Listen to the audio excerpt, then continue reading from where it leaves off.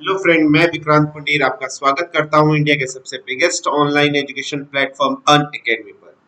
जय Hind to all of you and very good morning to all of you. फटाफट से सभी लोग लाइव आ जाइए ताकि आज की क्लास को स्टार्ट किया जा सके। काफी इंपॉर्टेंट क्लास स्टूडेंट्स आज आप लोगों की रहने वाली है और आज की इस क्लास में क्या टॉपिक हम लोग डिस्कशन करने वाले हैं। बच्चे, बहुत इंपॉर्टेंट टॉपिक हम लोग लास्ट क्लास में डिस्कशन कर रहे थे और पढ़ रहे थे। दैट इंपॉर्टेंट टॉपिक वाज, पूरी की पूरी हम लोग क्रोनोलॉजिकल ऑर्डर में हम लोग पढ़ रहे थे कि हमारे यहाँ पर कौन कौन वॉइस रॉय हुए हैं और कौन कौन हमारे यहाँ पर गवर्नर जनरल्स हुए हैं। तो हम लोग viceroy and governor generals of India के बारे में कंप्लीट लिस्ट पढ़ रहे थे, जहां पर हम लोगों ने स्टार्टिंग करी थी आपके वॉरेन हेस्टिंग के साथ 1772 से 1785 तक, और लास्ट जिनके बारे में हम लोग डिस्कशन कर चुके थे वो first viceroy of India Lord Canning के बारे में 1857 से 1862 के बारे में हम लोग डिस्कशन कर रहे थे। तो आज हम लोग बिल्कुल first viceroy lord Canning से आगे डिस्कशन करेंगे। मतलब कि हमारा जो टाइम पीरियड आज की इस क्लास में डिस्कशन करने का रहेगा वो रहेगा 1864 से लेकर 1869 के बीच का टाइम पीरियड हमारा रहेगा। और इस टाइम पीरियड पर हमारे जो वॉइस रॉय जो रहे थे वो बहुत इंपॉर्टेंट व्यक्ति पर्सन जिनका नाम था सर लॉर्ड जॉन लॉरेंस। तो हम लोग सर लॉर्ड जॉन लॉरेंस से संबंधित पॉइंट्स की यहाँ पर डिस्कशन करेंगे और जिनका टाइम पीरियड रहा है 1864 से लेकर 1869 के बीच। तो चलिए क्लास को स्टार्ट करते हैं। काफी इंपोर्टेंट क्लास स्टूडेंट्स आज आप लोगों की रहने वाली है। तो क्लास स्टार्ट करने से पहले आप मेरे बारे में जान लीजिए। मेरा नाम है विक्रांत पुंडीर, मैं अकेडमी प्लस साथ साथ अकेडमी के YouTube channel let's crack defence exam पर कंप्लीट जनरल स्टडीज पढ़ाता हूँ। 4 साल से ज्यादा teaching experience, 10,000 plus student mentor और 1500 प्लस बच्चे अब तक सिलेक्शन ले चुके हैं। यदि मैं बात करता हूँ, 4 साल से ज्यादा एक्सपीरियंस है और अन अकेडमी प्लस पर भी आप मुझे फॉलो कर सकते हैं, जहां पर आप मेरे द्वारा प्रोवाइडेड कुछ फ्री स्पेशल क्लासेस का एक्सेस लेकर देख सकते हैं। बिल्कुल फ्री ऑफ कॉस्ट होंगी ये फ्री स्पेशल क्लासेस जो आप लोग देख सकते हैं। यदि मैं इस फ्री स्पेशल क्लासेस की टाइमिंग की बात करता हूं तो डेली 2 टाइमिंग पर मैं लाइव आता हूं अन अकेडमी लर्निंग ऐप पर। The first timing is 12 PM, जहां पर हम लोग मिलते हैं 12 पीएम पर, ये याद रखिएगा। 12 पीएम पर हमारी जो क्लास होती है वो होती है हमारी फिजिक्स की क्लास। तो 12 पीएम पर मैं आप लोगों के साथ आप लोगों को लाइव मिलूंगा with physics. And similar way पर एक और टाइम पर हम लोग लाइव आते हैं, that is 7 PM, sorry that is 5 PM. 5 PM पर हमारी जो क्लास चलती है बच्चे वो चलती है केमिस्ट्री की क्लास, जहां पर मैं केमिस्ट्री की क्लास के साथ आप लोगों के साथ लाइव रहता हूँ। तो ये दोनों की दोनों टाइमिंग हमारी रहती है जहां पर हम लोग लाइव रहते हैं। First is 12 PM with physics and another one is 5 PM with chemistry.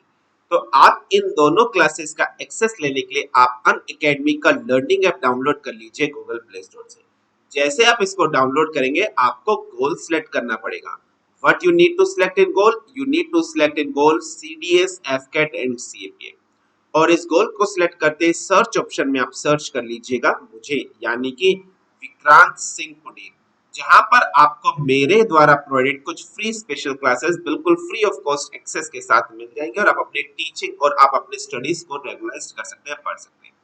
यदि मैं बात करता हूं फ्री स्पेशल क्लासेस के साथ साथ, तो यहाँ पर आपको मल्टीपल एजुकेटर्स भी मिलेंगे। You just get multiple educators, ठीक है, आपको बहुत सारे मल्टीपल एजुकेटर्स मिलेंगे। इन मल्टीपल एजुकेटर्स के साथ आप अपनी क्लासेस कर सकते हैं। आप जीएस पढ़ सकते हैं मल्टीपल एजुकेटर्स के साथ, आप रीजनिंग पढ़ सकते हैं, आप इंग्लिश पढ़ सकते हैं और आप मैथ पढ़ सकते हैं।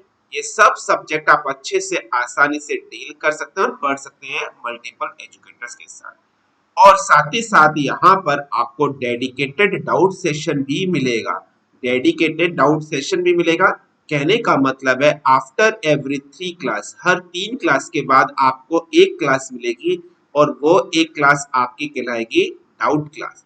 तो after every 3 class you just get 1 class, that will be the doubt class, और आप अपने डाउट क्लास के थ्रू अपने डाउट अपने एजुकेटर से पूछ सकते हैं। साथ ही साथ यदि हम लोग और फीचर्स की यदि हम लोग बात करते हैं, प्लस और फीचर्स की यदि हम लोग बात करते हैं और हमें क्या क्या मिलने वाला, तो प्लस फीचर्स की यदि हम लोग बात करें तो हमें यहाँ पर आप लोग को इंटरेक्टिव पॉल सेशन भी मिलता है। यहाँ पर इंटरेक्टिव पॉल सेशन भी आप लोग को मिलेगा, जहां पर आप पॉल कर सकते हैं।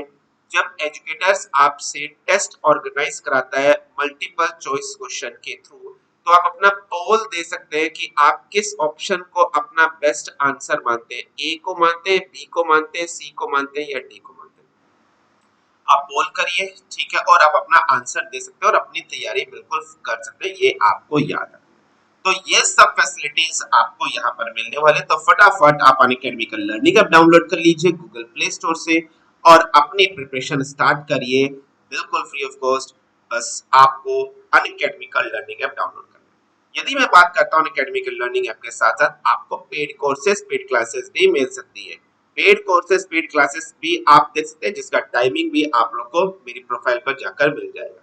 यदि हम लोग बात करते हैं, आप 12 महीने, 24 महीने, 6 महीने और 3 महीने का पेड सब्सक्रिप्शन कोर्स भी ले सकते हैं, जिसकी fees as respective 3600, 6480, 7920, 11520 and 1140 for the 1 month, for the 3 month, for the 6 month, for the 12 month and for the 24 month as respective है आप लोग के सामने। ठीक है बच्चे, बिल्कुल। तो आप फटाफट जाइए और अपनी प्रिपरेशन करिए। आपको बस रेफरल कोड यूज करना है। What is the referral code? The referral code is VKP Live in capital letters. What is the referral code? The referral code is VKP Live in capital letters, and you just need to use this code, and after using this code you get an instant 10% off on your respective course. तो फटाफट जाइए और paid subscription course लीजिए। यदि हम लोग बात करते हैं, यहाँ पर आपको नो कॉस्ट EMI ऑप्शन भी अवेलेबल है, मतलब कि 6 महीने, 12 महीने और 24 महीने के पेड सब्सक्रिप्शन कोर्स पर आपको 6 महीने, 12 महीने और 24 महीने के पेड सब्सक्रिप्शन कोर्स पर आपको नो कॉस्ट EMI, आप EMI के थ्रू, क्रेडिट कार्ड के थ्रू भी सब्सक्रिप्शन ले सकते हैं और अपनी प्रिपरेशन कर सकते हैं। आपको कोई एक्स्ट्रा चार्ज नहीं, जितना कोई बैंक चार्ज नहीं देना पड़ेगा। जो क्रेडिट कार्ड के थ्रू आप जो अपनी EMI बनवाना चाहते हैं वो आप लोग बनवाइए और अपनी प्रिपरेशन कर सकते हैं।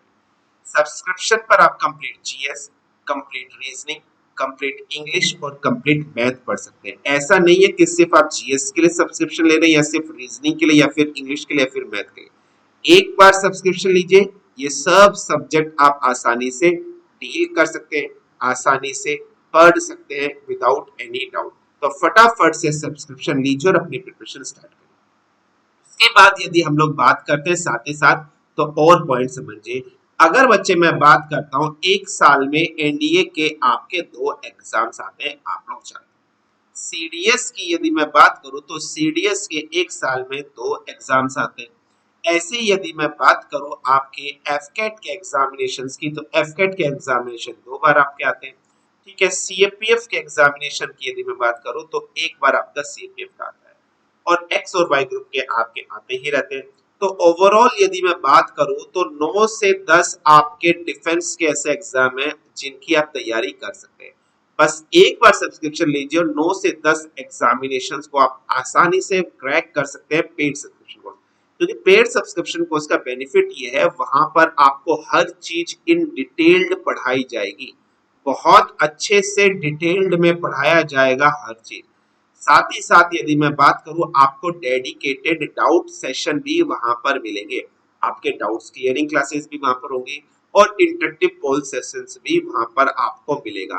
प्लस आपको PDF वगैरह भी अवेलेबल कराई जाएगी। ये सभी फैसिलिटीज आपको मिलेंगी। तो फटाफट से सब्सक्रिप्शन ले लीजिए और अपनी प्रिपरेशन स्टार्ट करें।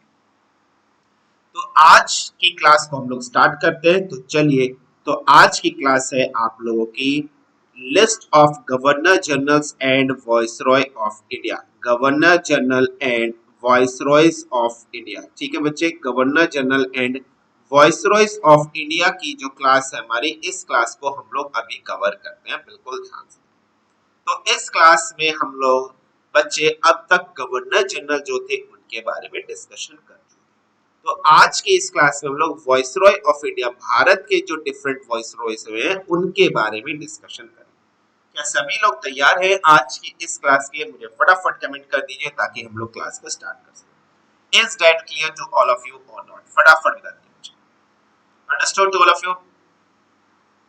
चलिए बच्चे, तो सबसे पहले हम लोग लास्ट क्लास में फर्स्ट वॉइस रॉय के बारे में डिस्कशन कर चुके थे, दैट इज लॉर्ड कैनिंग। ठीक है बच्चे, तो लॉर्ड कैनिंग के बारे में एक बार और डिस्कशन कर लेते हैं ताकि आप लोग को सब कुछ रिवाइज हो जाए। तो सबसे पहले हम लोग पढ़ेंगे लॉर्ड कैनिंग के बारे में, जो कि काफी इंपॉर्टेंट है हमारे इस पॉइंट ऑफ व्यू से एग्जामिनेशन से संबंधित अगर हम लोग बात करते हैं। ठीक है, CANNING। ठीक है बच्चे, बिल्कुल ध्यान से। लॉर्ड कैनिंग का टाइम पीरियड यदि हम लोग बात करें तो इनका टाइम पीरियड है 1857 से लेकर 1862। 1857 से लेकर 1862 के बीच का इनका टाइम। लॉर्ड कैनिंग से संबंधित फर्स्ट पॉइंट बच्चे क्या है? लॉर्ड कैनिंग को कहा जाता है फर्स्ट वॉइसरॉय ऑफ इंडिया। याद रखिएगा ये क्या है बच्चे? ही was the first viceroy, he was the first viceroy of India. ये भारत के पहले वॉइसरॉय थे, ये आपको याद। नेक्स्ट पॉइंट लॉर्ड कैनिंग से संबंधित जो आप लोग को डिस्कशन करना है, बिल्कुल ध्यान से। अब इनको वॉइसरॉय ऑफ इंडिया बनाएगा, कब बनाएगा, क्यों बनाएगा? बच्चे 1857 में बहुत इंपॉर्टेंट रिवोल्ट हुई थी जिसे कहा जाता है 1857 की रिवोल्ट, 1857 की क्रांति।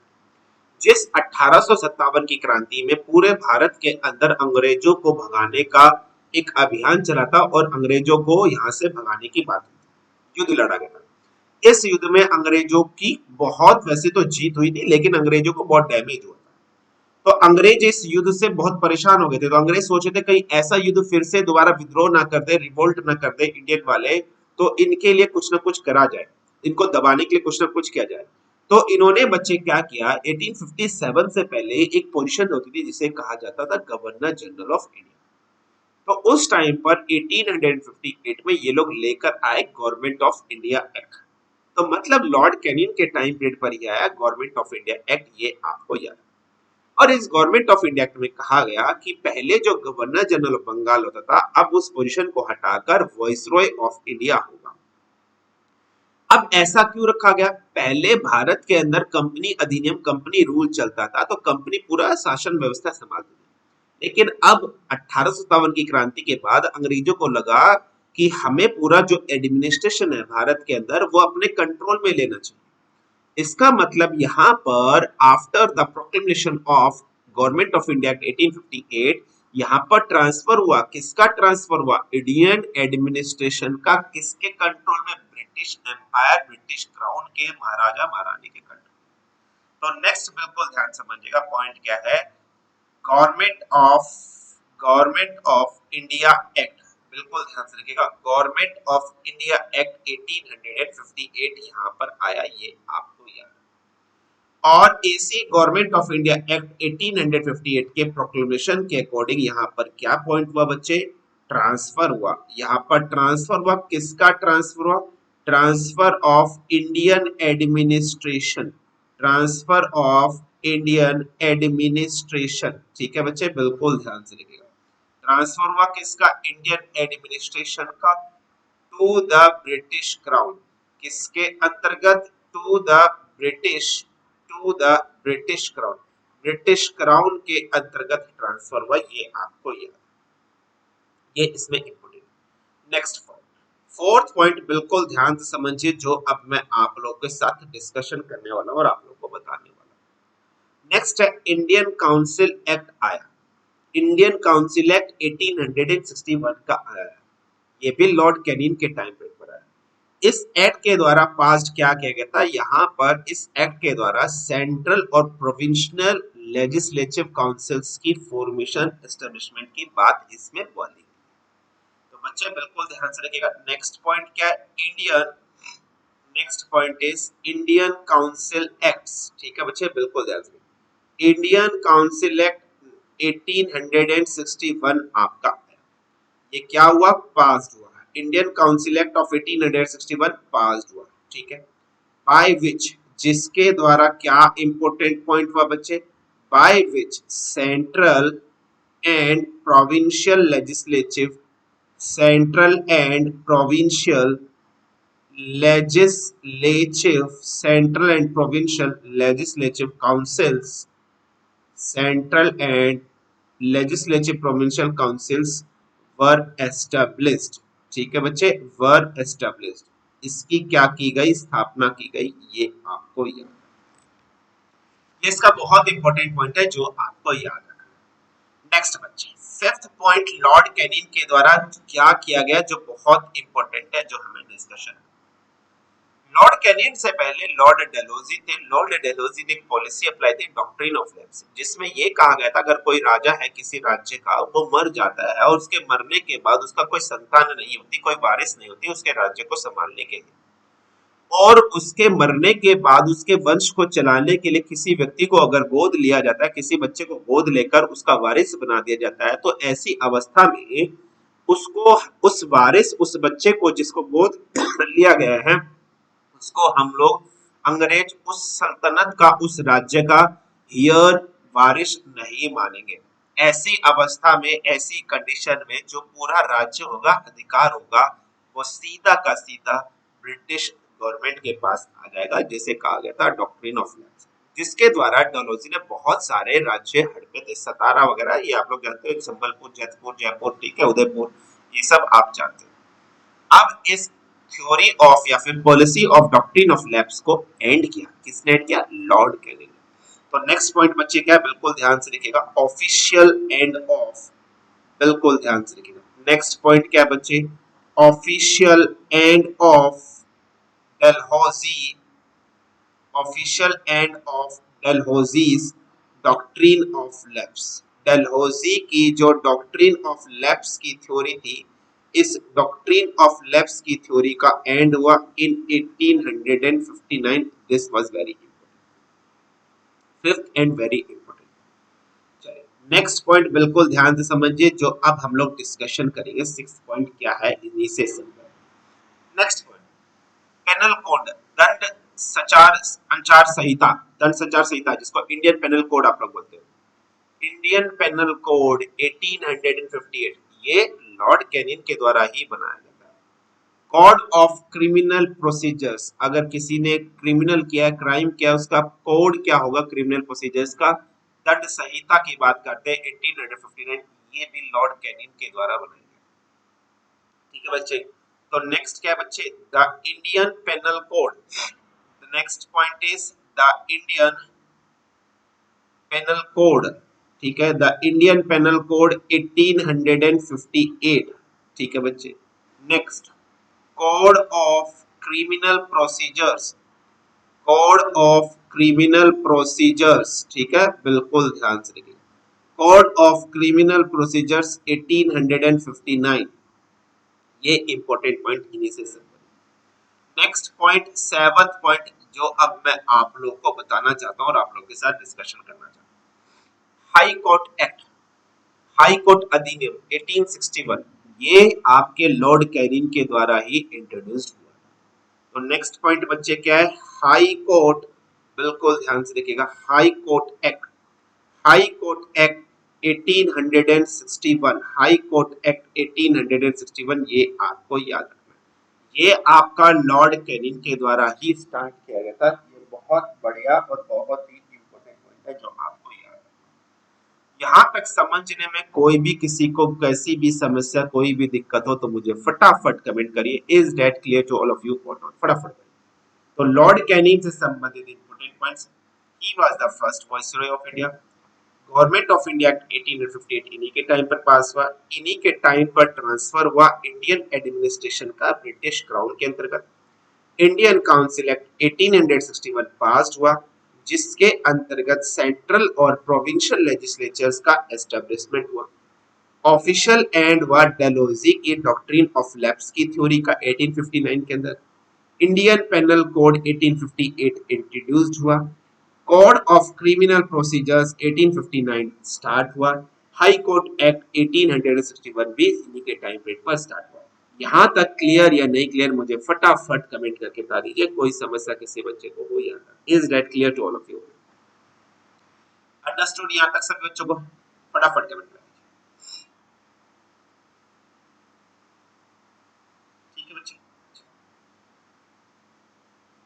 आगे बढ़ते हैं और पॉइंट्स इनसे संबंधित। अब हम लोग 8th पॉइंट की बात करते हैं जो बिल्कुल है बच्चे, ब्रिटिश गवर्नमेंट ने भारतीय किसानों को कहा था कि आप नील की खेती करिए, क्योंकि अंतरराष्ट्रीय मार्केट, इंटरनेशनल मार्केट में नील इंडिगो की बहुत डिमांड थी और भारतीय किसान जो थे वो नील की खेती नहीं करना चाहते। नील की खेती करने का डिसएडवांटेज ये था बच्चे, जिस भी खेत में नील की खेती की जाती है उस खेत की फर्टिलिटी डिक्रीज हो जाती है। लेकिन जबरदस्ती, बाय प्रेशर, बाय फोर्स, ठीक है, भारतीय किसानों को अंग्रेजों ने नील की खेती पर लगाने के लिए उकसाया, प्रेशराइज्ड किया। और ये जो नील की खेती है मैक्सिमम असम और थोड़ा बहुत असम, और बंगाल वाला जो इलाका है वहां पर कराई गई किसानों से।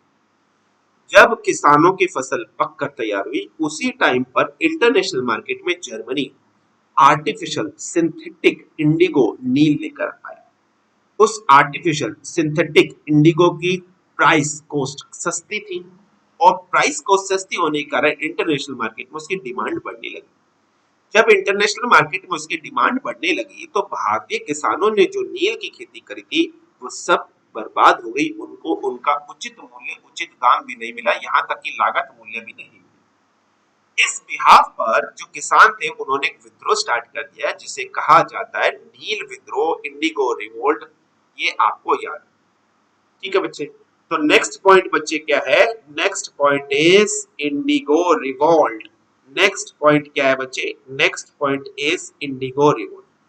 ये इंडिगो रिवोल्ट आपका 1859 से लेकर 1860 के बीच में स्टार्ट हुआ। किसके द्वारा? इंडिगो फार्मर्स ऑफ बंगाल, ठीक है बच्चे। ये लॉर्ड कैनिंग के टाइम पीरियड पर ही स्टार्ट हुआ, ये आपको याद। नेक्स्ट पॉइंट, 9th पॉइंट, जो अब हम लोग लॉर्ड कैनिंग से संबंधित, लॉर्ड कैनिंग के समय काल, टाइम पीरियड से संबंधित डिस्कशन करेंगे, वो बिल्कुल ध्यान से समझिए। इनके टाइम पीरियड पे बच्चे एक फर्स्ट फाइनेंस मेंबर, वित्तीय सदस्य की नियुक्ति की गई और सबसे पहले वित्तीय सदस्य जिसकी नियुक्ति की गई, जो फाइनेंस को देखेगा, वित्त को देखेगा भारत के अंदर, उनका नाम था जेम्स विल्सन, ठीक है बच्चे। और ये जेम्स विल्सन वही व्यक्ति हैं जिन्होंने सर्वप्रथम सबसे पहले इंट्रोड्यूस की थी, दिया था, एक टर्म दी थी जिसका नाम है इनकम टैक्स, ठीक है बच्चे। आयकर, मूल्य आयकर जिसको आप बोलते हो, इनकम टैक्स बोलते हो, ठीक है, ये याद। नेक्स्ट पॉइंट, लॉर्ड कैनिंग के टाइम पर ही स्लेवरी, गुलामगिरी, गुलाम, उसको इलीगल घोषित कर दिया गया था, बैंड कर दिया गया था। ये बहुत अच्छा कदम इन्होंने उठाया। तो नेक्स्ट पॉइंट बच्चे क्या है? बिल्कुल ध्यान से देखिएगा। Next point is appointment of, बिल्कुल ध्यान से देखिएगा। Next point is appointment of James Wilson.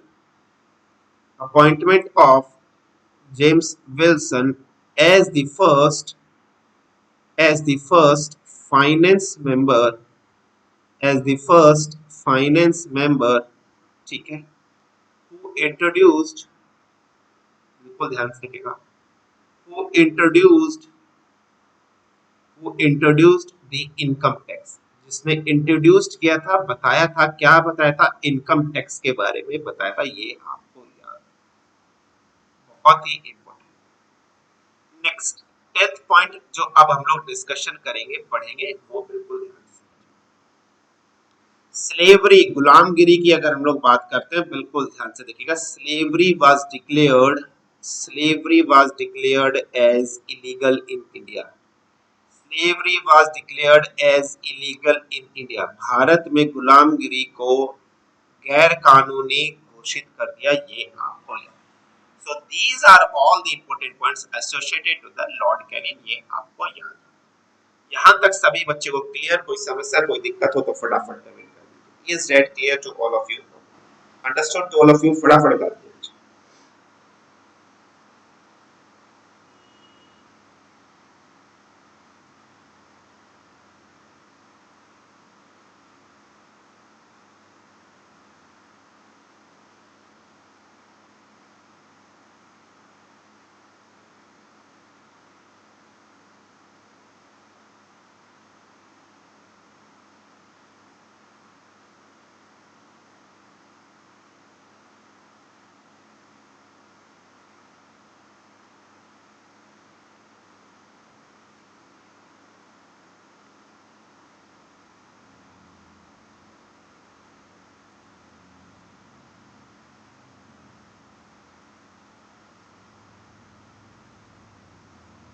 ठीक है बच्चे।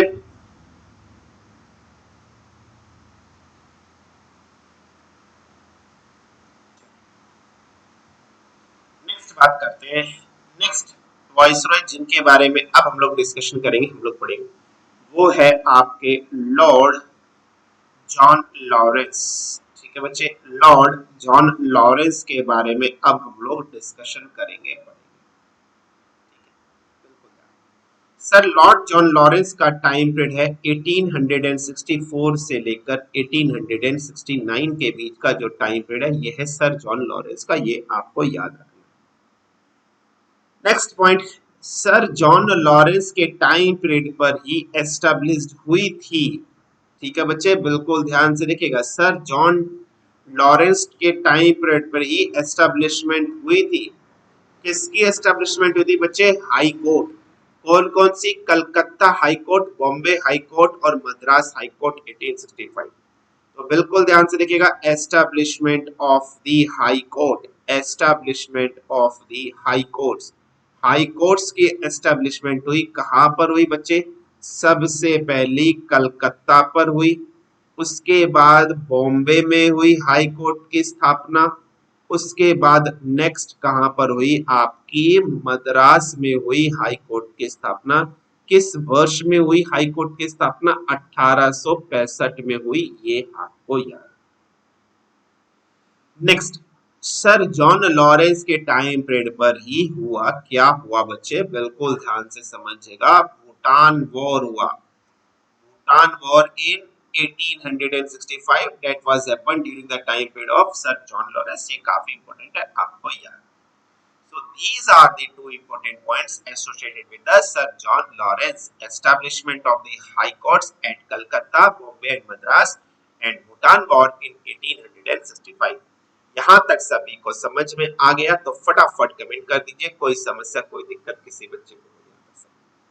Is that clear to all of you or not? फटाफट कर दीजिए। अंडरस्टूड, सभी को क्लियर? तो नेक्स्ट वॉइसरॉय जिसके बारे में अब हम लोग डिस्कशन करेंगे वो है आपके लॉर्ड मेयो। ठीक है, लॉर्ड मेयो के बारे में हम लोग अब डिस्कशन करेंगे। लॉर्ड मेयो का टाइम पीरियड है 1869 से लेकर 1872 के बीच। 1869 से लेकर 1872। सबसे पहला पॉइंट लॉर्ड मेयो से संबंधित। सबसे पहला, establishment of department of agriculture and commerce. इन्होंने नींव रखी किसका? कृषि विभाग और वाणिज्य विभाग, कॉमर्स मिनिस्ट्री। तो बिल्कुल ध्यान से देखिएगा, सबसे पहला पॉइंट इनसे संबंधित क्या है बच्चे? एस्टेब्लिशमेंट। ठीक है, बिल्कुल ध्यान से देखिएगा, establishment of department of, establishment of department of, किस किसके कौन कौन से department? establishment of department of agriculture and commerce, agriculture and commerce, establishment of department of agriculture and commerce, very important, ये आपको याद। नेक्स्ट पॉइंट बिल्कुल ध्यान से समझिए जो हम लोग को डिस्कशन करना, decentralisation of finance. Next very important point, decentralisation of, next बहुत important, decentralisation of finance. Finance का डिसेंट्रलाइजेशन इन्होंने किया, ये आपको याद। नेक्स्ट और इंपॉर्टेंट पॉइंट बिल्कुल ध्यान से, स्टैटिस्टिकल सर्वे ऑफ इंडिया, पुरातत्व विभाग, स्टैटिस्टिकल सर्वे जो हमारे पुराने जमानों की पूरी चीजों वगैरह को खोजता है, ये आपको याद। स्टैटिक्स वगैरह के पूरा मेंटेन करता है, बिल्कुल ध्यान समझिएगा। पॉपुलेशन स्टैट्स कैलकुलेट करना, जनसंख्या गरीबी आंकलन करना, ये सब अगर हम लोग बात करते हैं तो बिल्कुल ध्यान से देखिएगा। नेक्स्ट पॉइंट क्या है? एस्टेब्लिशमेंट। किसका establishment? So establishment of statistical, बिल्कुल ध्यान से देखिएगा, statistical, establishment of statistical survey of India, establishment of statistical survey of India. Bharat के अंदर स्टैटिस्टिकल सर्वे ऑफ इंडिया की नींव रखना, इसको बनाना, इनका इंपॉर्टेंट पॉइंट था, ये आपको याद। जब स्टैटिस्टिकल सर्वे ऑफ इंडिया की नींव रखी गई बच्चे, और संबंधित इंपोर्टेंट पॉइंट आपको याद रखने क्या, सबसे पहली बार इंडिया के अंदर सेंसस, सेंसस मतलब पॉपुलेशन कैलकुलेशन हेल्ड हुआ, ऑर्गेनाइज हुआ 1871 में। लेकिन जो पॉपुलेशन कैलकुलेशन 1871 में कैलकुलेट किया गया वो अनसक्सेसफुल। तो नेक्स्ट पॉइंट बच्चे बिल्कुल ध्यान से देखिएगा, फॉर द फर्स्ट टाइम, बिल्कुल ध्यान से देखिएगा, for the first time in India, for the first time in India, a census, for the first time in India, a census was held. A census was held in 1871. For the first time in India, a census was held in 1871, but it was unsuccessful. But it was unsuccessful. ये आपको याद रखना है, ठीक है बच्चे, ये बहुत इंपॉर्टेंट पॉइंट है। नेक्स्ट पॉइंट बिल्कुल ध्यान से समझिए, जो मैं अब आपके सामने डिस्कशन करने वाला हूँ। नेक्स्ट पॉइंट क्या है बच्चे, बिल्कुल ध्यान से समझिएगा। सबसे पहली बार इनका असैसिनेशन हुआ, इनका मार दिया गया, मतलब इकलौते ऐसे वॉइसरॉय भारत के जिनका मर्डर हुआ, जिनका असैसिनेशन किया गया, और इनका असैसिनेशन एक पठान के द्वारा किया गया, अंडमान एंड निकोबार। ठीक है, तो नेक्स्ट पॉइंट बच्चे, he was, बिल्कुल ध्यान से समझिएगा, he was assassinated, बिल्कुल ध्यान से देखिएगा, he was assassinated by a Pathan, he was assassinated by a Pathan in Andaman, Andaman के अंदर इनका असैसिनेशन किया गया, इनका मर्डर कर दिया गया, ये आपको याद रखना। So these are the important points which still we have read about Lord Mayo. Establishment of Department of Agriculture and Commerce, decentralization of finance, establishment of Statistical Survey of India. For the first time in India, a census was held in 1871, but it was unsuccessful. He was assassinated by a person in Andaman, by a Pathan in Andaman. So यहाँ तक समझ में आया या नहीं आया, मुझे फटाफट कमेंट करके बता दीजिए, कोई समस्या कोई दिक्कत तो यहाँ तक समझ। Is that clear to all of you or not? फटाफट बता दीजिए बच्चे, अंडरस्टूड यहाँ पर? चलिए बच्चे, बहुत बढ़िया, यहाँ तक सभी को क्लियर, बहुत बढ़िया, आगे बढ़े।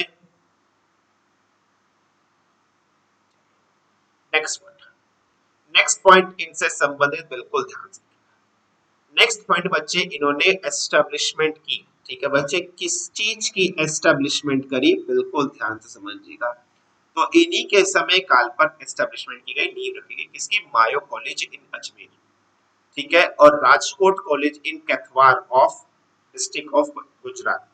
ये दोनों के दोनों, मायो कॉलेज इन अजमेर और Rajkot college in Kathiawar district of Gujarat, ये किस लिए बनाया गया था, ताकि पॉलिटिकल ट्रेनिंग दी जा सके भारत के प्रिंसेस को, रजवाड़ों को। तो बिल्कुल ध्यान से रखिएगा, एस्टेब्लिशमेंट ऑफ, बिल्कुल ध्यान से रखिएगा, Mayo college, establishment of Mayo college, ठीक है, establishment of Mayo college in Ajmer, Ajmer में मायो कॉलेज की फाउंडेशन। और सिमिलर वे में यदि हम लोग बात करते हैं राजकोट, राजकोट कॉलेज, बिल्कुल ध्यान से देखिएगा, Rajkot college in Kathiawar district, ठीक है बच्चे, बिल्कुल ध्यान से देखिएगा, Rajkot college in Kathiawar for political, for political training of, for political training of Indian, for political training of Indian princess, Indian princess को political training देने के अंतर्गत एस्टेब्लिशमेंट की गई, नींव रखी गई मायो कॉलेज की, ये आपको याद रखना है, अजमेर के अंदर और Rajkot. So these are the important points associated with the Lord Mayo, ये आपको याद। तो यहां तक सभी को क्लियर या नहीं, मुझे फटाफट कमेंट कर दीजिए। लॉर्ड मायो के बाद नेक्स्ट वॉइसरॉय आपके आए lord Lytton, next viceroy is lord Lytton. Lord Lytton से संबंधित पॉइंट अब हम लोग डिस्कशन करेंगे। लॉर्ड लिटन के टाइम पीरियड की बात करते हैं, इनका टाइम पीरियड है 1876 से लेकर 1880। तो यहां तक समझ में आ गया तो फटाफट कमेंट कर दीजिए बच्चे, is that clear all of you। कोई समस्या कोई दिक्कत यहाँ तक फटाफट कर दीजिए।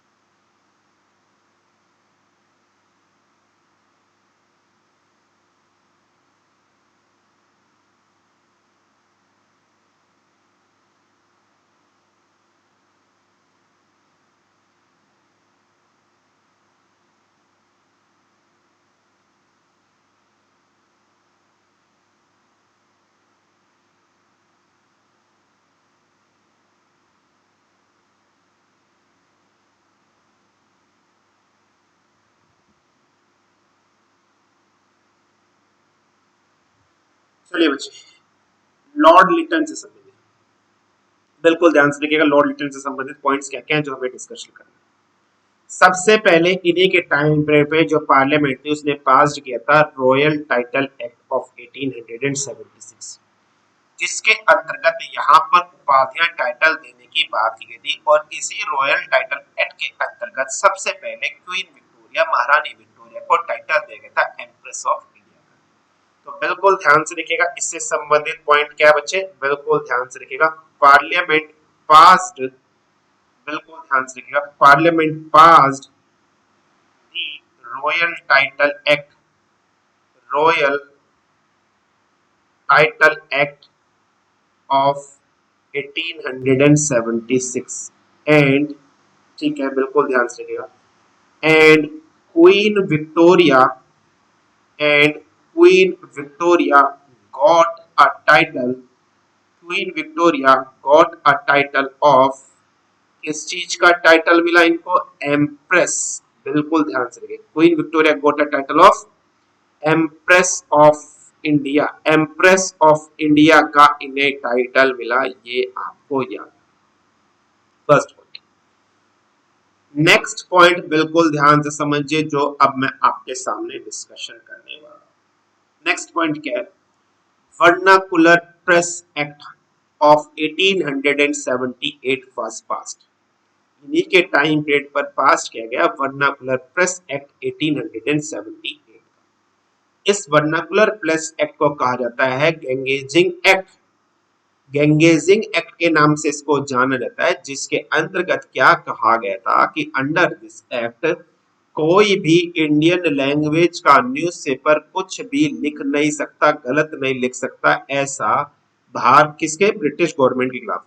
अगर कोई भी न्यूज़पेपर ऐसा पाया गया जिसने किसी अखबार के अंदर ब्रिटिश गवर्नमेंट के खिलाफ कुछ सेडिशन या फिर कुछ प्रीच या फिर कुछ चीज लिखी है, तो उस न्यूज़पेपर को सबसे पहले बैन कर दिया जाएगा और उस व्यक्ति को अरेस्ट कर कर कैद में डाल दिया जाएगा। तो बिल्कुल ध्यान से रखिएगा।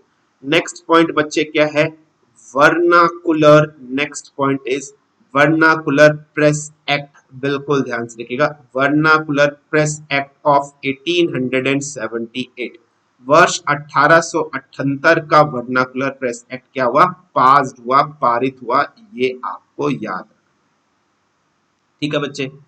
और अगर हम लोग बात करते हैं दिस एक्ट, बिल्कुल ध्यान से समझिएगा, दिस एक्ट अगर हम लोग बात करते हैं, this act also called as, this act also called as gagging act, इस एक्ट की यदि हम लोग बात करते हैं इसे कहा जाता है गैंगेजिंग एक्ट, ये आपको याद है। इस एक्ट में क्या कहा गया था बच्चे, बिल्कुल ध्यान से समझिएगा, अंडर दिस एक्ट अगर हम लोग बात करते हैं, इस एक्ट में कहा गया था नो, ठीक है बच्चे बिल्कुल ध्यान रखना, no Indian language, no Indian language newspaper, कोई भी भारतीय भाषा का newspaper can write, no Indian language newspaper can write या प्रीच, बिल्कुल ध्यान से समझिए, कैन राइट या प्रीच एनीथिंग, बिल्कुल ध्यान से समझिएगा, no Indian newspaper can write, ठीक है, एनीथिंग और प्रीच एनीथिंग सेडिटियस, बिल्कुल ध्यान समझिएगा, सेडिटियस, बिल्कुल ध्यान समझिएगा, seditious, if this is found, if this is found, अगर ऐसा पाया गया, if this is found to happen, अगर ऐसा पाया गया, then all the persons, बिल्कुल ध्यान से देखिएगा, then all the person, तो सारे के सारे जो भी व्यक्ति हैं related to that newspaper, related to that newspaper, और जितने भी व्यक्ति हैं वो सारे के सारे व्यक्ति may be arrested, ठीक है बच्चे, वो सारे के सारे क्या कर दिए जाएंगे, may be arrest, उनको अरेस्ट कर दिया जाएगा और न्यूज़पेपर को बैंड कर दिया जाएगा, ये इसमें बात होगी। तो this is the important point जो आपको याद रखना है इससे संबंधित, वर्नाकुलर प्रेस एक्ट ऑफ 1878, ये आपको याद, ठीक है बच्चे। चलिए नेक्स्ट पॉइंट बच्चे बिल्कुल ध्यान समझिए, लॉर्ड लिटन के टाइम पीरियड पर ही सबसे पहला दिल्ली दरबार ऑर्गेनाइज किया था और वो दिल्ली दरबार 1877 में ऑर्गेनाइज होता है 1877, जहां पर क्वीन विक्टोरिया को केसर ए हिंद डिक्लेयर किया गया था। तो नेक्स्ट पॉइंट बच्चे क्या है, लॉर्ड लिटन, बिल्कुल ध्यान से समझिएगा, लॉर्ड लिटन वाज डिक्लेयर्ड, बिल्कुल ध्यान से देखिएगा, लॉर्ड लिटन वाज डिक्लेयर्ड, ठीक है, बिल्कुल ध्यान से समझिएगा, lord Lytton declared first Delhi Durbar, ठीक है, फर्स्ट दिल्ली दरबार, सबसे पहला दिल्ली दरबार लगाया गया। और ये दिल्ली दरबार कब लगा बच्चे, वर्ष 1877 1877 में। जहां पर अगर हम लोग बात करते हैं क्वीन महारानी क्वीन विक्टोरिया की, यदि हम लोग बात करें, इसे डिक्लेयर्ड कर दिया, इसे क्या कर दिया गया बच्चे, डिक्लेयर्ड कर दिया गया, क्या डिक्लेयर कर दिया गया, केसर ए हिंद, जिसे डिक्लेयर्ड किया गया, क्या डिक्लेयर किया गया, केसर ए हिंद डिक्लेयर्ड कर दिया गया, ये आपको याद है, ठीक है, काफी इंपॉर्टेंट पॉइंट है बच्चे, ये आपको याद है। नेक्स्ट पॉइंट, लॉर्ड लिटन के टाइम पीरियड पर ही एक फेमीन कमेटी बनी थी सर रिचर्ड स्ट्रेची के नेतृत्व, तो बिल्कुल ध्यान से समझिएगा। नेक्स्ट पॉइंट क्या है बच्चे, अफेमीन, बिल्कुल ध्यान से समझिएगा, अफेमीन कमेटी, बिल्कुल ध्यान से समझिएगा, a famine committee under, a famine committee under sir Richard, under sir Richard Strachey, under sir Richard Strachey was appointed, ठीक है बच्चे, वाज अपॉइंटेड, ये बहुत इंपॉर्टेंट है। इन्हीं के नेतृत्व में, इन्हीं के अंडर में रिचर्ड स्ट्रेची ने को अपॉइंटेड किया गया था फेमीन कमेटी, अकाल पड़ा था उस टाइम। तो लॉर्ड लिटन से संबंधित 1876 से 1880 parliament pass the royal title act of 1876 and queen Victoria got the title of empress of India. दूसरा point, vernacular press act of 1878 was passed. This act also called as Engaging Act, because under this act no Indian language newspaper can write preach anything seditious. If this is found to be happen, then all the persons related to that newspaper may be arrested and the newspaper will get be banned. और next point क्या था बच्चे, lord Lytton was declared, lord Lytton declared first Delhi Darbar in 1877 at Delhi, where queen Victoria was declared as the Kaiser e Hind, Kaiser e Hind की उनको उपाधि दी गई। Next point क्या बच्चे, a famine committee was formed under sir Richard Strachey was appointed. So these are the important points related to the lord Lytton जो आपको याद रखना है। यहाँ तक समझने में कोई भी समस्या किसी भी चीज की तो मुझे फटाफट कमेंट कर दीजिए, is that clear to all of you, ठीक है बच्चे, कमेंट कर दीजिए भाई, यहां तक सभी को क्लियर।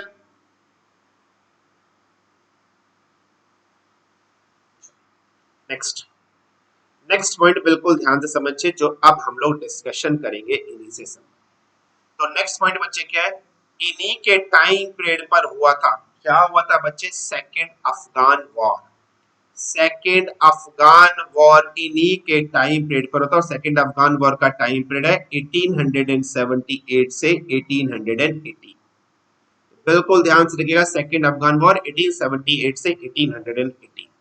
नेक्स्ट पॉइंट बच्चे इन्हीं से संबंधित, बिल्कुल ध्यान से समझिए, इन्हीं के टाइम पीरियड पे जो मैक्सिमम एज लिमिट थी for candidates of Indian civil services examination, उसको लोवर्ड, कम कर दिया गया 21 वर्ष से घटाकर 18 वर्ष। तो बिल्कुल ध्यान से समझिएगा। नेक्स्ट पॉइंट क्या है बच्चे, द बिल्कुल ध्यान से रखिएगा, the maximum age limit, the next point is the maximum age limit for candidates, the maximum age limit for the candidates of Indian civil services, for Indian civil services, बिल्कुल ध्यान से समझिए, the maximum age limit for candidates of Indian civil services exams, for Indian civil services exams was lowered, बिल्कुल ध्यान से देखिएगा, was lowered, उसको कम कर दिया गया, कितने से कितने, from 21 to, from 21 to 19 years, from 21 to 19 years, ये आपको याद रखना है। नेक्स्ट पॉइंट इन्हीं से संबंधित, बिल्कुल इनके टाइम पीरियड में ही आर्म्स एक्ट आया था 1878 का, बिल्कुल ध्यान से रखिएगा। नेक्स्ट पॉइंट क्या बच्चे, the arms act, next point is the arms act of 1878 was passed during his time period. ये आपको याद रखना है, समझना है बहुत अच्छा। So these are the points related to the Lord Lytton जो आपको याद है। अब हम लोग डिस्कशन करेंगे, पढ़ेंगे, किससे संबंधित डिस्कशन करेंगे, पढ़ेंगे बच्चे लॉर्ड रिपन से संबंधित पॉइंट्स को हम लोग अब डिस्कशन करेंगे और पढ़ेंगे। तो बिल्कुल ध्यान से देखिए और हेडिंग डाल लीजिए लॉर्ड रिपन। लॉर्ड रिपन के टाइम पीरियड की यदि हम लोग बात करें, इनका टाइम पीरियड है वर्ष 1880 से लेकर वर्ष 1884 के बीच, वर्ष 1880 से लेकर 1884। सबसे पहला पॉइंट लॉर्ड रिपन से संबंधित। लॉर्ड रिपन की यदि हम लोग बात करते हैं तो इनकी अपॉइंटमेंट हुई थी लिबरल पार्टी के अंतर्गत। ठीक है बच्चे, ये लिबरल पार्टी उदारवादी थी, ये लिबरल थी, ये भारतीयों के प्रति प्रोत्साहित थी, प्रोत्साहन सिंपैथी रखती थी। और भारत को जब माउंट एटली के टाइम पर आजादी मिली, जब माउंट एटली प्रधानमंत्री थे, वो भी लिबरल पार्टी के ही थे। तो फर्स्ट पॉइंट बच्चे बिल्कुल ध्यान से समझिएगा क्या है, बिल्कुल ध्यान से। ही वॉज अपॉइंटेड बाय, बिल्कुल ध्यान से समझिएगा, he was appointed by the Liberal party. He was appointed by the Liberal Party. इनकी जो अपॉइंटमेंट है वो लिबरल पार्टी के द्वारा हुई, अंडर ग्लैडस्टोन, बिल्कुल ध्यान से समझिएगा, अंडर ग्लैडस्टोन, ग्लैडस्टोन के नेतृत्व में लिबरल पार्टी के अंतर्गत ही इसकी नियुक्ति हुई। ये फर्स्ट पॉइंट आपको याद है। नेक्स्ट पॉइंट लॉर्ड रिपन से संबंधित जो मैं आप लोग को बताना चाहता हूं, फर्स्ट फैक्ट्री एक्ट 1881 का पास हुआ इन्हीं के टाइम पे। फैक्ट्री एक्ट 1881 का किस लिए पास हुआ? इंप्रूव करने के लिए, सुधारने के लिए चाइल्ड लेबर कंडीशंस को। तो नेक्स्ट पॉइंट बच्चे बिल्कुल ध्यान से समझिए जो हम लोग पढ़ेंगे, the first factory act, the first factory act, बिल्कुल ध्यान से समझिएगा, the first factory act of 1881 was passed the first factory act of 1881 was passed। किस लिए पास किया गया? टू इम्प्रूव, बिल्कुल ध्यान से लिखिए, किस लिए पास किया गया? To improve child labour condition, बिल्कुल ध्यान से लिखिए, चाइल्ड लेबर कंडीशंस को इम्प्रूव करने के लिए किया गया। ये पॉइंट आपको याद रखना है, जो कि बहुत ही इंपॉर्टेंट पॉइंट है, बहुत ही आवश्यक पॉइंट। तो लॉर्ड रिपन से संबंधित पॉइंट्स की यदि हम लोग बात करें, he was appointed as the Liberal Party under the Gladstone. Next point क्या है? The first factory act of 1881 was passed to improve child labour conditions. These are the important point जो आपको याद रखना है।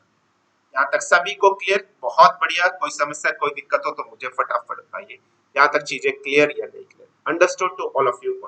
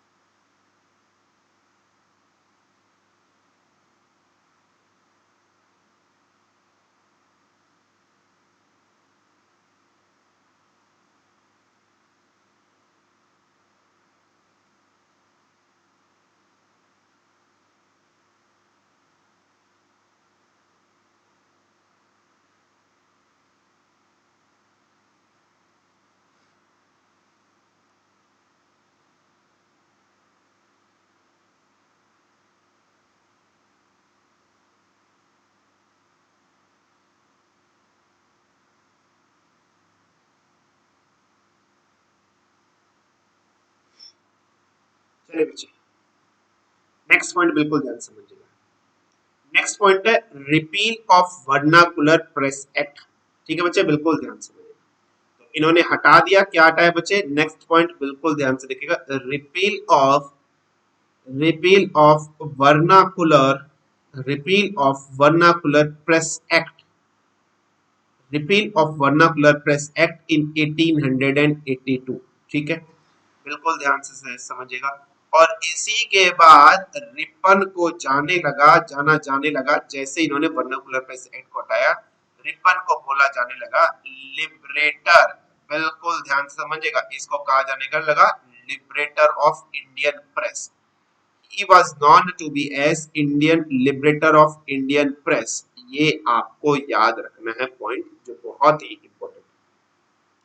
क्लियर बच्चे, यहाँ तक चीजें सभी को समझ में आ। नेक्स्ट पॉइंट बिल्कुल ध्यान समझिएगा।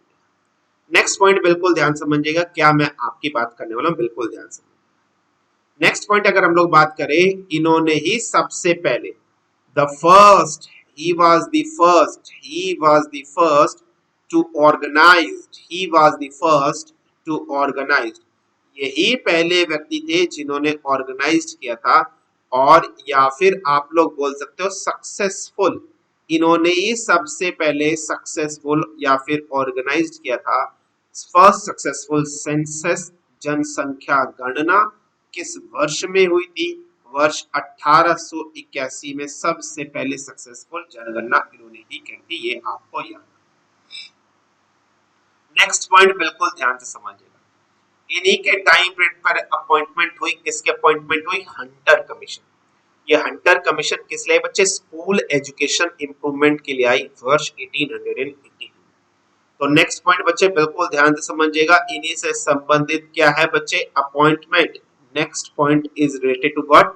Appointment of the Hunter Commission. बिल्कुल ध्यान से समझिएगा, appointment of the Hunter Commission. Hunter Commission की नियुक्ति हुई इन्हीं के टाइम पीरियड पर, किस लिए? फॉर टू इम्प्रूव, बिल्कुल ध्यान से समझिएगा, to improve school education. School education को इम्प्रूव करने के लिए हुई, और किस वर्ष में? 1882 में हुई, ये आपको याद। ये जहां तक चीजें क्लियर। नेक्स्ट पॉइंट समझिए, इन्हीं के टाइम पीरियड पर एक बिल आया था जिसे जानते हैं इल्बर्ट बिल कंट्रोवर्सी 1883 एंड 1884। इसकी यदि हम लोग बात करें, this bill was prepared by the law member of the viceroy council sir CP Ilbert. ठीक है, इस बिल में यह सजेशन किया गया था कि यूरोपियंस के जो केस हैं उनकी जजमेंट, उनका फैसला इंडियंस जज भी सुनाएंगे। ठीक है बच्चे, और जब इस बिल को रिजेक्ट कर दिया गया, अंग्रेजों को यह पसंद नहीं था कि भारतीय जज अंग्रेजों का फैसला सुनाए, तो इसी के तुरंत बाद फॉर्मेशन हुई, नींव रखी गई इंडियन नेशनल कांग्रेस की। तो नेक्स्ट पॉइंट बच्चे क्या है? The Ilbert, next point is the Ilbert bill controversy, the Ilbert bill controversy. ठीक है, बिल्कुल ध्यान से। The Ilbert bill controversy in the year 1883 से लेकर 1884, ये आपको याद। इल्बर्ट बिल कंट्रोवर्सी 1883 से लेकर 1884। अगर हम लोग बात करते हैं, दिस वाज, बिल्कुल ध्यान से लिखिएगा, this was prepared by the law member, this was prepared by the law member, ये बनाया गया था law member of the viceroy, law member of the viceroy councils, law member of the viceroy councils, जिसका नाम है sir CP Ilbert. जिसका नाम क्या है? सर सीपी इल्बर्ट, ये आपको याद। अगर हम लोग बात करते हैं दिस बिल, ठीक है, सजेस्ट, इस बिल में क्या कहा गया था बच्चे? This bill suggest that Indian जजेस can also hear the cases of Europeans. लेकिन इसको यूरोपियंस को मंजूर नहीं था, but it was rejected by but it was rejected by Europeans. लेकिन इसको यूरोपियंस ने क्या कर दिया, रिजेक्ट कर दिया। और इसका रिजल्ट क्या हुआ बच्चे, इसका रिजल्ट हुआ फॉर्मेशन से, निर्माण से, किसकी फॉर्मेशन से, इंडियन नेशनल कांग्रेस। बिल्कुल ध्यान से देखिएगा, इंडियन नेशनल कांग्रेस की फॉर्मेशन से इसका परिणाम हुआ, रिजल्ट आया, ये आपको याद। ठीक है बच्चे, काफी इंपॉर्टेंट पॉइंट है जो आपको याद रखना है। नेक्स्ट ध्यान से रखिएगा, लोकल सेल्फ गवर्नमेंट, इन्हीं को कहा जाता है father of local self government. Local self government की नींव रखना, father of local self government act, इन्हीं के टाइम पीरियड पास होता, जो कि वर्ष 1883 से लेकर 1885 के बीच में है, ये आपको याद। नेक्स्ट, इन्हीं के टाइम पीरियड पर पंडित मदन मोहन मालवीय जी ने इन्हें डिक्लेयर्ड किया था, कहा था कि रिपन वाज द ग्रेटेस्ट, कहा था कि Ripon was the greatest, Ripon सबसे बहादुर और सबसे मोस्ट बिलव्ड वॉइसरॉय है, एंड द मोस्ट बिलव्ड और सबसे प्यारे वॉइसरॉय हैं, जिनको याद रखना चाहिए, viceroy of India, most beloved viceroy of India, ये कहा था पंडित मदन मोहन मालवीय। यहाँ तक समझ में आया या नहीं आया, मुझे फटाफट कमेंट करके बताओ। कोई समस्या, कोई दिक्कत तो फटाफट।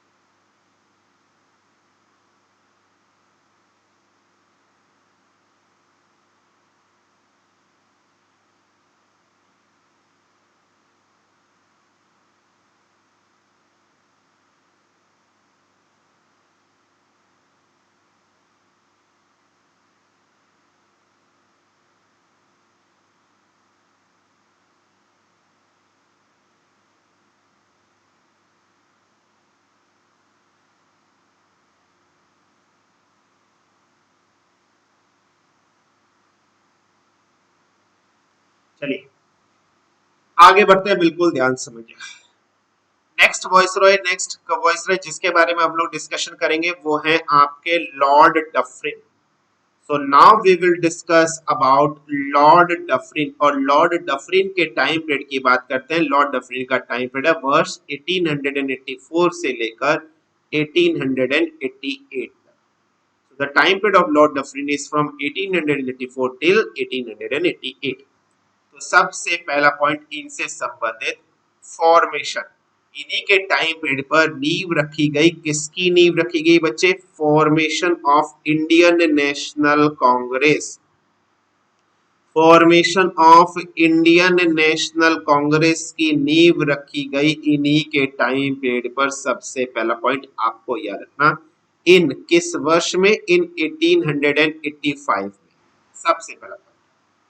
नेक्स्ट बच्चे बिल्कुल ध्यान से, इन्हीं के टाइम पीरियड पर हुआ थर्ड बर्मीज वॉर, तीसरा बर्मा वॉर, ठीक है, जिसमें एनेक्सेशन ऑफ लोअर बर्मा की बात की गई थी 1885। तो नेक्स्ट पॉइंट बच्चे, थर्ड बर्मीज वॉर, ठीक है, थर्ड बर्मीज वॉर इन्हीं के टाइम पीरियड हुआ, जिसमें एनेक्सेशन, हड़पने की बात हुई, किसके एनेक्सेशन की बात हुई, एनेक्सेशन ऑफ अपर, बिल्कुल ध्यान से समझिएगा, upper lower Burma, annexation of upper lower Burma 1885। ठीक है बच्चे, ये आपको याद है। नेक्स्ट पॉइंट बिल्कुल ध्यान से समझिएगा, इन्हीं के टाइम पीरियड की यदि हम लोग बात करें तो लॉर्ड डफरिन ने एक बहुत फेमस स्टेटमेंट दी थी, कहा था कि जो कांग्रेस है वो सिर्फ कुछ ही अल्पसंख्यक लोगों का समूह है और ये गिरने वाली है, ये एक माइनोस्कॉर्पिक माइनॉरिटी है। तो बिल्कुल ध्यान समझिएगा, क्या कहा था, अ फेमस स्टेटमेंट, बिल्कुल ध्यान समझिएगा, a famous statement was a famous statement said by Dufresne, a famous statement said by Dufresne। ठीक है, क्या कहा था बच्चे, बिल्कुल ध्यान समझिएगा, कहा था Congress is a microscopic minority, is a microscopic minority, ये एक माइक्रोस्कोपिक माइनॉरिटी है। ठीक है, अल्पसंख्यकों का समूह है, ये आपको याद। So these are the important points related to the Lord Dufferin. Formation of the Indian National Congress in 1885, Third Burmese War, upper annexation Burma, और famous statement said by Dufferin, Congress is a microscopic minority, ये आपको याद। Lord Dufferin के बाद next viceroy आपके आते हैं बच्चे Lord Curzon. So now we will discuss all the points related to the Lord Curzon, and the time period of Lord Curzon is 1899 से लेकर 1905। ठीक है बच्चे, 1899 से लेकर 1905, ये आपको याद है। तो बिल्कुल ध्यान से समझिए, अच्छे से हम लोग डिस्कशन करते हैं, पढ़ते हैं। लॉर्ड कर्जन के टाइम पीरियड पर भारत में अकाल पड़ा था, फेमिन पड़ा था। तो इन्हीं के टाइम पीरियड पर अकाल का आकलन करने के लिए कितना नुकसान हुआ है, कमेटी बनी जिसे फेमिन कमीशन के नाम से जाना जाता है। और इस फेमिन कमीशन का जो हेड बनाया गया वो बनाया गया सर एंथनी मैकडोनल्ड को। तो फर्स्ट पॉइंट बच्चे बिल्कुल ध्यान से समझिएगा, इनसे संबंधित क्या है। तो बिल्कुल ध्यान से समझिएगा, अ फेमिन, बिल्कुल ध्यान से समझिएगा, अ फेमिन कमीशन, बिल्कुल ध्यान से समझिएगा, a famine commission was appointed, a famine commission was appointed. क्या बनी थी, एक फेमिन कमीशन बनी अंडर, बिल्कुल ध्यान से देखिएगा, under presidency of, under presidency of sir, sir Anthony, sir Anthony McDonald, sir Anthony McDonald की प्रेसिडेंसी के अंतर्गत बनी, ये आपको याद है। ठीक है बच्चे, नेक्स्ट पॉइंट बिल्कुल ध्यान समझिए जो मैं आपको बता रहा हूं। इन्हीं के टाइम पीरियड पर Indian coinage and paper currency act introduce हुआ 1899। तो नेक्स्ट पॉइंट बच्चे क्या है, द इंडियन, बिल्कुल ध्यान समझिएगा, the Indian coinage and paper currency, the Indian coinage and paper currency act of 1899 was passed, was passed, ये आपको याद रखना है, इनसे संबंधित। ठीक है बच्चे, नेक्स्ट पॉइंट इन्हीं से संबंधित और समझिए जो मैं आपको समझा। इन्हीं के टाइम पीरियड पर अपॉइंटमेंट हुई किसकी, पुलिस कमीशन की। Appointment of police commission 1902 under Andrew Fraser, Andrew Fraser के नेतृत्व में, टू रिव्यू पुलिस एडमिनिस्ट्रेशन। तो नेक्स्ट पॉइंट क्या बच्चे, अपॉइंटमेंट ऑफ, बिल्कुल ध्यान समझिए, नेक्स्ट पॉइंट क्या है, appointment of, appointment of police commissioner, appointment of police commission. ठीक है, 1902, appointment of police commission 1902 under, बिल्कुल ध्यान से लिखिएगा, under Andrew Fraser, under Andrew Fraser, to review,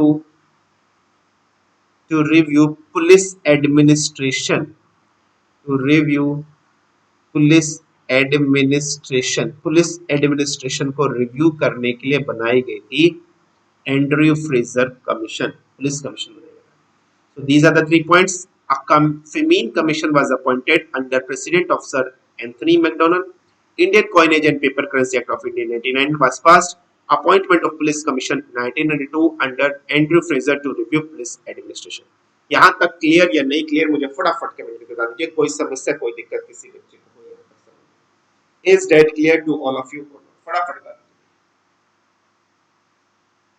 यहाँ तक सब बच्चों को क्लियर एकदम।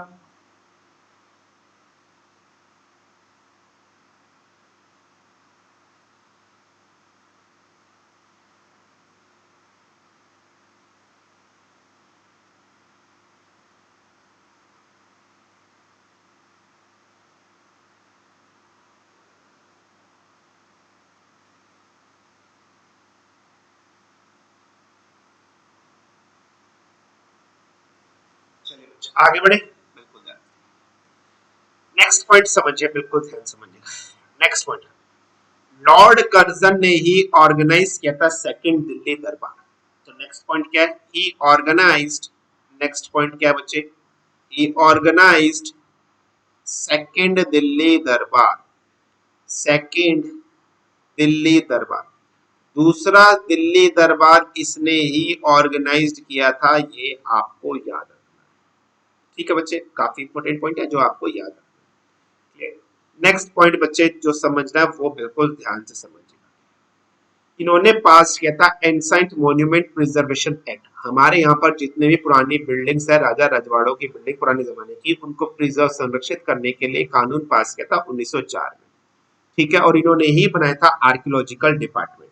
तो नेक्स्ट पॉइंट क्या है बच्चे? ही पास्ड, बिल्कुल ध्यान समझिए, he passed the ancient monument preservation act, he passed the monuments ancient monuments preservation act।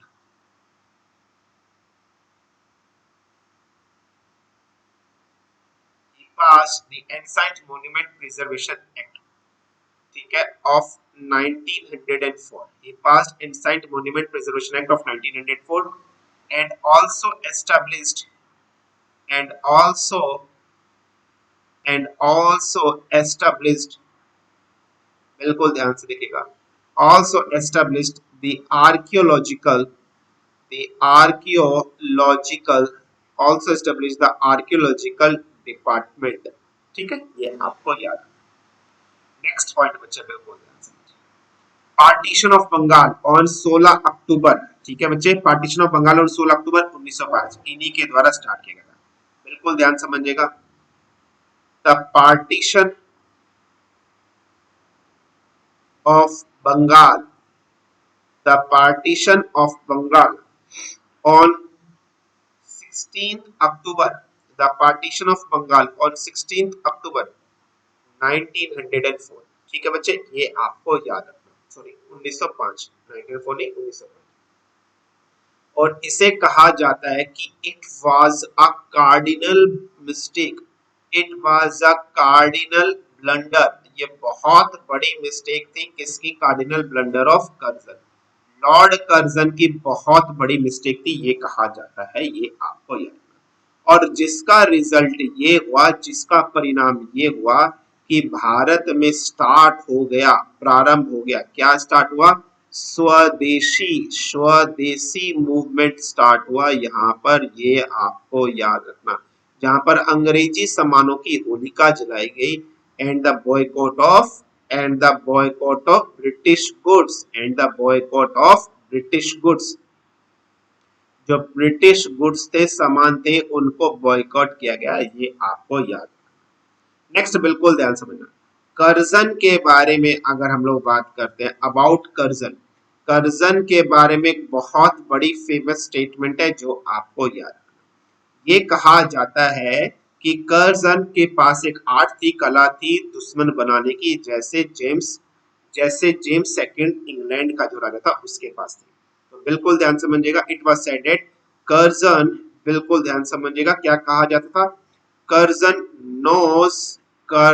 Knows the art of, बिल्कुल ध्यान से रखिएगा, the art of making, Curzon knows the art of making enemies, knows the art of making enemies like James II of England, like James II of England, जिस प्रकार James second England का था वो जान। नेक्स्ट पॉइंट बच्चे इन्हीं से संबंधित, बिल्कुल ध्यान समझिएगा, क्या है? Next point is establishment. Next point बच्चे क्या है? बिल्कुल ध्यान समझिएगा, एस्टैब्लिशमेंट, बनाना, किससे संबंधित? Establishment of department of commerce, establishment of department of commerce and industry, establishment of department of commerce and industry, ये आपको याद रखना इनसे संबंधित। नेक्स्ट बिल्कुल ध्यान समझिएगा, लॉर्ड कर्जन एक बहुत फेमस स्टेटमेंट कही थी कि कांग्रेस लड़खड़ा रही है और मैं इसको लड़खड़ाते हुए इसको पीसफुल डिमाइज दूंगा, शांति दूंगा। तो इसने क्या कहता कि कांग्रेस, बिल्कुल ध्यान से समझिएगा, कांग्रेस इज टॉटरिंग, इसने कहा था कि Congress is tottering to its fall, Congress is tottering to its fall and I will give it I will give it a peaceful demise and I will give it a peaceful demise और मैं इसको शांतिपूर्ण एक peaceful demise दूंगा ये statement है ये सब पॉइंट आपके संबंधित है लॉर्ड कर्जन से और लॉर्ड कर्जन के टाइम पर सेकंड दिल्ली दरबार इसी ने पास किया था ancient monument and preservation act of 1904 and also establish the archaeological department partition of Bengal on 16 October 1905 इसे कार्डिनल ब्लंडर ऑफ कर्जन कहा जाता है इसी के बाद स्टार्ट होता स्वदेशी मूवमेंट और boycott of British goods Curzon के बारे में कहा जाता है कि कर्जन की एक बहुत बड़ी आर्ट है ये दुश्मन बनाना जानता है जैसे जेम्स सेकंड ऑफ इंग्लैंड इसने department of commerce and industry की फॉर्मेशन रखी Congress is stating to its fall and I will give a peaceful demise ये स्टेटमेंट थी किसकी स्टेटमेंट थी बच्चे ये कर्जन की स्टेटमेंट थी किससे रिलेटेड कांग्रेस से रिलेटेड ये स्टेटमेंट इसने की जहां तक समझ में आया या नहीं फटाफट करेंगे is that clear to all of you understood to all of you wait करना चाहिए 10 मिनट का ब्रेक लेते हैं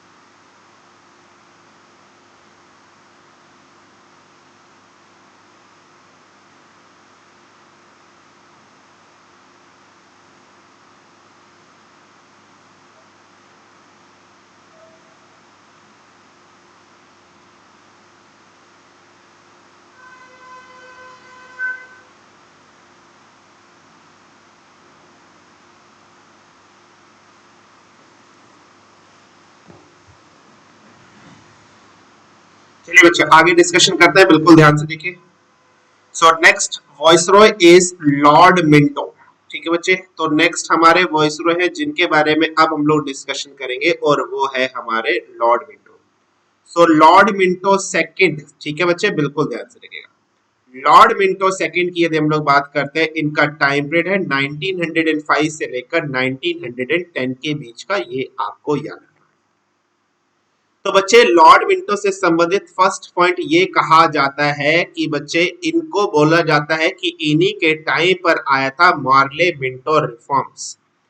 मार्ले मिंटो रिफॉर्म्स, ठीक है बच्चे, बिल्कुल ध्यान से समझिएगा। ये मार्ले मिंटो रिफॉर्म्स जिसे इंडियन काउंसिल एक्ट 1909 के नाम से भी जाना जाता है, जिसे इंडियन काउंसिल एक्ट 1909 के नाम से भी जाना था, ये मार्ले मिंटो के टाइम पर ही आया था।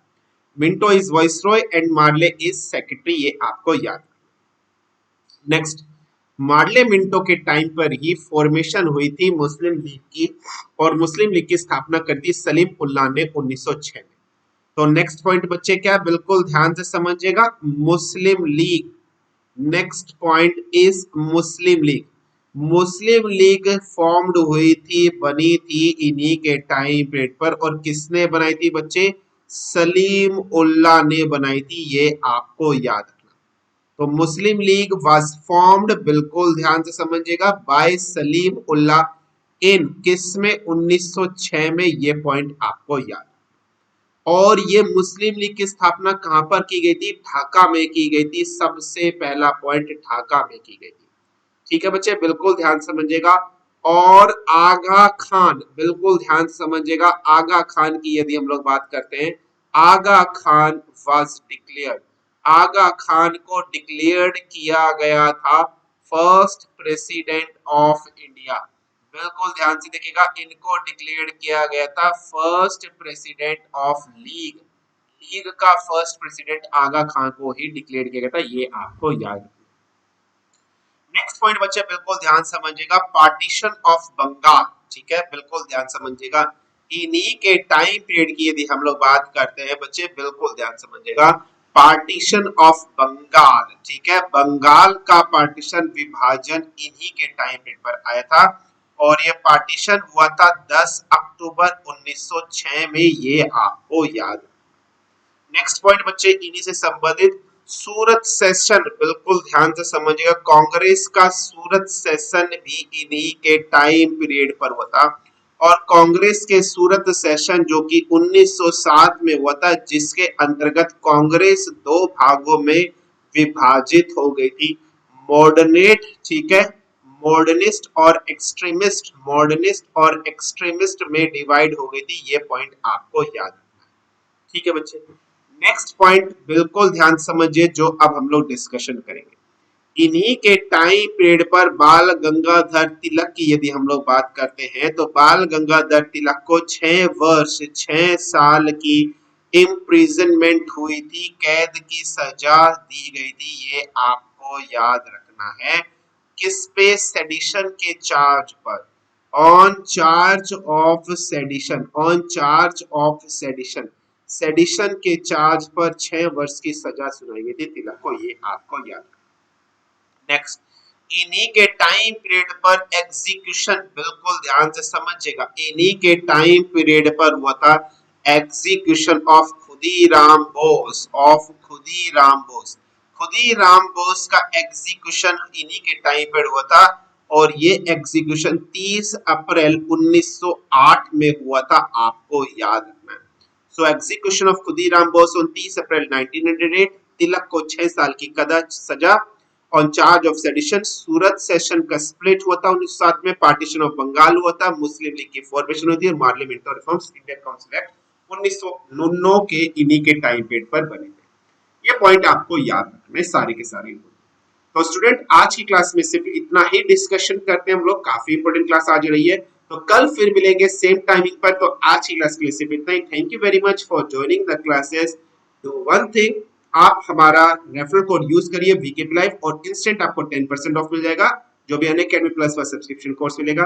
Do join our Telegram channel, that is GS with Vikrant Puneer या विक्रांत एस पुंडी डिफेंस कोर्स।